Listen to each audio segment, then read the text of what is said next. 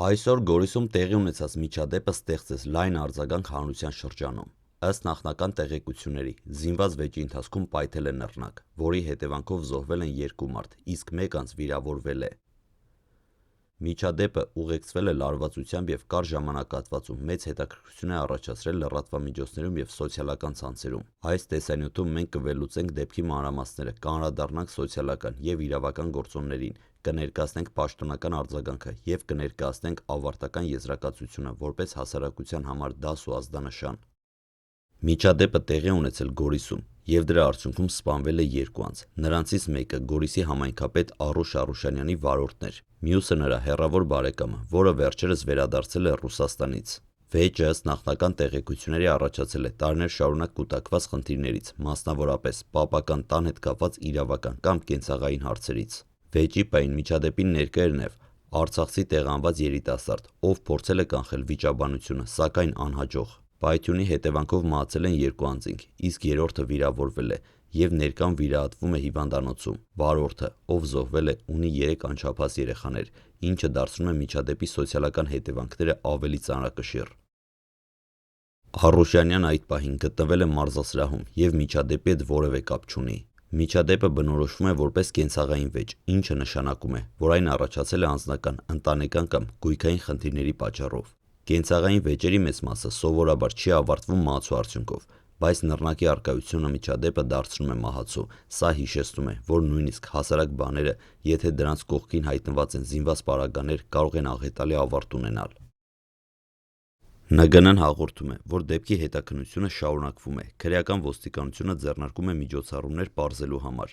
ում էր պատկանում նռնակը, ինչպես այն հայտնվել դեպքի վայրում, արդյոք եղել է կանխամտածվածություն թե ոչ, ինչու է վեճը վերածվել մահացու միջադեպի։ Հասարակությունը հետաքրքրված է արագ եւ ճշգրիտ տեղեկություններով, որպեսզի կանխվի լրացուցիչ վարկածների եւ սխալ տեղեկությունների շրջանառությունը։ Վիրավորված երիտասարդը Արցախից տեղանված է, ինչը կարևոր սոցիալական շերտ է այս միջադեպի վերլուծության համար։ Տեղահանված անձինք հաճախ ապրում են հոգեբանական լարվածության ներքո, կորցրած տուն, միջավայր եւ ապագայի անորոշություն։ Այդ լարվածությունը կարող է նպաստել կոնֆլիկտային իրավիճակների սրմանը, ինչպես այս դեպքի պարագայում։ Սա հիշեցնում է, որ հասարակության համար անհրաժեշտ է հոգեբանական եւ սոցիալական աջակցության ծրագրերի իրականացում, որպեսզի նման միջադեպերը կանխվեն։ Գորիսը գտնվում է Սյունիքի սահմանամերձ շրջանում։ Սահմանային լարվածությունը եւ զինված պարագաների առկայությունը ստեղծում են զգայուն միջավայր, որտեղ նույնիսկ անձնական վեճերը կարող են վերածվել աղետալի միջադեպի։ Այս միջադեպը ընդգծում է անվտանգության նկատառումների կարևորությունը ինչպես տեղական, այնպես էլ ազգային մակարդակում։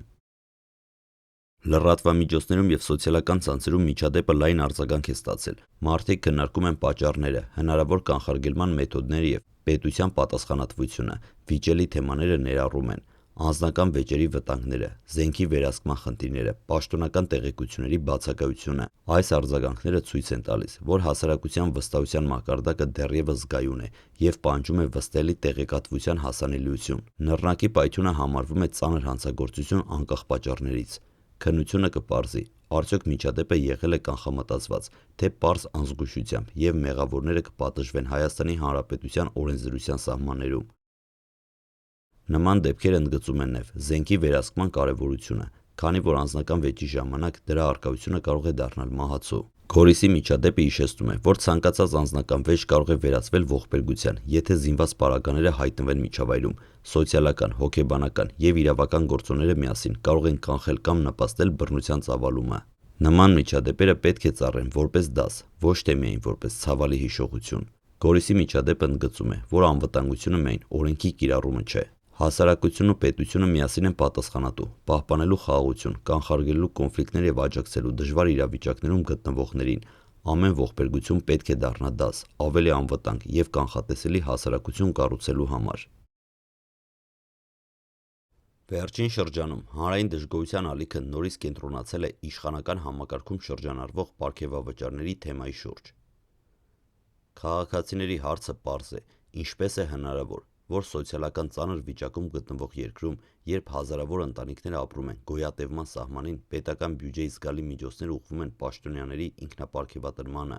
Այս ֆոնին իշխանության ներկայացուցիչները փորձում են արդարանալ բարձր բառապաշարներով, խոսելով սեփական համարձակության, անարատության եւ կոռուպցիայի բացակայության մասին։ Սակայն հենց որ հանրային դաշտում բարձրաձայնվում են կոնկրետ փաստեր, թվեր եւ հարցադրումներ, կապված չարաշահումների եւ կոռուպցիայի դրսեւորումների հետ, այն նույն պաշտոնյաների պահվածքը կտրուկ փոխվում է։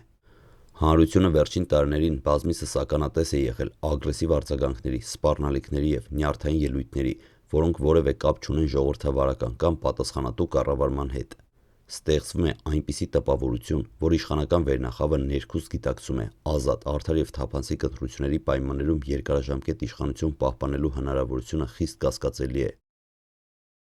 Իսկ եթե անգամ հնարավոր չլինի վերարտադրվել ավանդական ընտրական մեխանիզմներով, ապա ընտրվում է այլ ճանապարհով՝ պետական բյուջեի հնարավորինս արագ եւ լայնածավալ յուրացմանը։ Միլիարդավոր դրամների բաժանումը պարգևավճար անվան տակ շատերի աչքում ընկալվում է ոչ թե որպես աշխատանքի գնահատում, այլ որպես վերջին հնարավորությունից օգտվելու փորձ։ Այս ամենը տեղի ունենում մի իրավիճակում, երբ երկիրը գտնվում է տնտեսական եւ սոցիալ-հոգեբանական խորը ճգնաժամի մեջ։ Պետական կառավարման համակարգը ցույց է տալիս անկարողություն, ինստիտուտները աստիճանաբար թուլանում կամ կազմաքանդվում են։ Հասարակության ներսում խորանում է պառակտումը, իսկ ազգային արժեքներն ու համերաշխությունը մղվում են երկրորդ պլան։ Նման պայմաններում պետական պաշտոնյաների կողմից սեփական անձի պարգևատրելը շատերի համար ընկալվում է ոչ միայն որպես անպատասխանատու քայլ, այլ որպես բացահայտ անբարոյականություն։ Հանրային ընկալմամբ սա այլևս պարզապես ֆինանսական հարց չէ, սա վերաբերում է արժեհամակարգին, իշխանություն-ժողովուրդ հարաբերությունների եւ պետականության ընկալմանը։ Երբ իշխանությունը իրեն թույլ է տալիս անտեսել հասարակության վիճակը եւ սեփական բարեկեցությունը վերդասել ազգային խնդիրներից, դա ընկալվում է որպես վերջին սահմանների անցում։ Ի վերջո, իշխանության ղեկավարը փորձում է ստեղծել այնպիսի պատկեր, թե իբր նախկինում եղած թալանը հիմա պարզապես փոխել է իր անվանումը եւ իրականացվում է օրինական պարգևավճարների միջոցով։